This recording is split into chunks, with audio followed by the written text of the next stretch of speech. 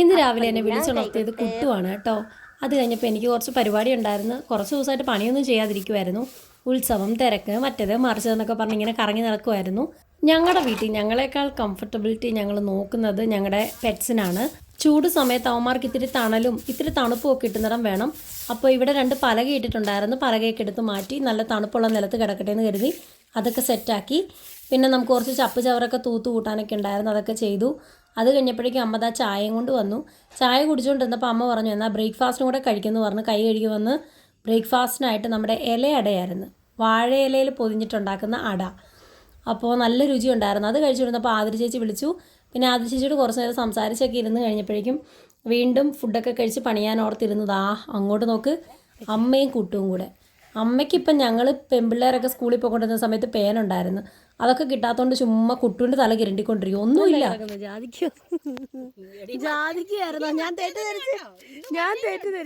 അത് കഴിഞ്ഞപ്പോൾ പിന്നെ ഞാൻ വേറെ കുറച്ച് പരിപാടി, യൂട്യൂബ് വീഡിയോ എടുക്കാനും പിന്നെ വേനലാകുമ്പം ഇങ്ങനെ കുഞ്ഞു കുടിൽ കെട്ടുക, കുഞ്ഞു ഊഞ്ഞാൽ കെട്ടുക, ഇങ്ങനെ ഈവനിങ് പുറത്തൊക്കെ വന്നിരിക്കാനൊക്കെ എനിക്ക് ഭയങ്കര ഇഷ്ടമാണ്.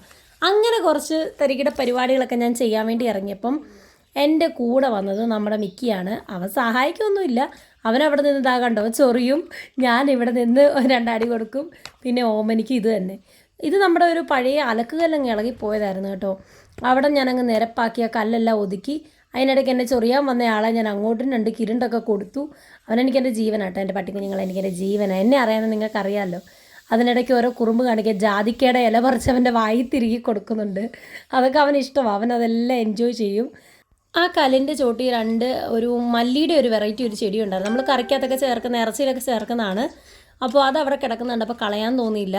അത് പറിച്ചിട്ട് അത് വേറെ ഏതെങ്കിലും ഒരു ചട്ടിയിലേക്ക് നടാനുള്ള പരിപാടിയായിരുന്നു നടത്തിക്കൊണ്ടിരുന്നത്. അതിനായിട്ട് ഇതേ കുറച്ച് നല്ല മണൽ വെട്ടിയെടുത്തിട്ടുണ്ട്. അത് കഴിഞ്ഞ് നമ്മുടെ ചാണകം, നല്ല ചാണകപ്പൊടി ഉണ്ടായിരുന്നു. ഇച്ചിരി കട്ടയായി ഞാൻ ഉടച്ചെടുത്തു. അതും മണ്ണും ചാണകവും കൂടെ കുഴച്ചിട്ട് ചരലും കൂടെ ചേർത്തിട്ട് നമ്മൾ ചെറിയ ഒരു ചട്ടിയുണ്ട്, നമ്മുടെ ചെടിച്ചട്ടിക്കകത്തേക്ക് നിറച്ചു. പതുക്കെ കുറച്ച് മണ്ണിട്ട് തന്നെ നിറ. അതിനകത്തൊരു കുഞ്ഞ് പുഴുവും മുട്ടയും കുടുംബത്തോടെ ഇരിപ്പുണ്ടായിരുന്നു. അവരെ നശിപ്പിക്കേണ്ടെന്നോർത്ത് മണ്ണിട്ട് കൊടുത്തു. എന്നിട്ട് വേറെ മണ്ണിട്ട് നിറച്ച് ആ ചെടിയെല്ലാം ഫില്ല് ചെയ്ത് നട്ട് വെച്ചു. ശരിക്കും പറഞ്ഞാൽ എനിക്ക് ചെടികളൊന്നും കളയുന്ന ഇഷ്ടമില്ല. അത് നട്ടിട്ട് നമ്മുടെ നല്ല ചെടികളുണ്ടായിരുന്നു. നമ്മൾ സ്വന്തം വീട്ടിലേക്ക് പോകുമ്പോൾ നടാൻ വേണ്ടി വെച്ചേക്കുന്ന ചെടിയുണ്ടല്ലോ, ആ വളർത്തുന്ന ചെടികളുടെ കൂട്ടത്തിൽ കൊണ്ടുവച്ചു. ആവശ്യത്തിന് വെള്ളം ഒഴിച്ചു കൊടുത്തു. പിന്നെ വേറെ പരിപാടി എന്നാന്ന് വെച്ച് കഴിഞ്ഞാൽ കിണറിനകത്ത് മൊത്തം കാട് പിടിച്ചു. കിണറിനകത്ത് ഇങ്ങനെ കാട് പിടിച്ച് കഴിഞ്ഞ് വല പൊട്ടും കേട്ടോ.